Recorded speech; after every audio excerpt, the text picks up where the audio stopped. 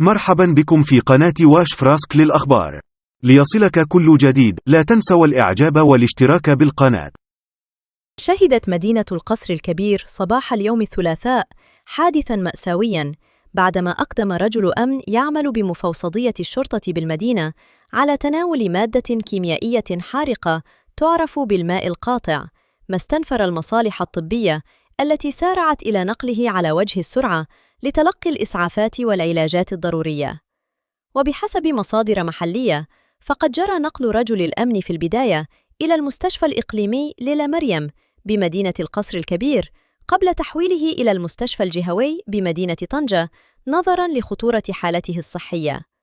ورغم الجهود الطبية المكثفة التي بذلها الطاقم الصحي، فقد فارق الحياة متأثراً بالمضاعفات الخطيرة الناتجة عن المادة التي تناولها.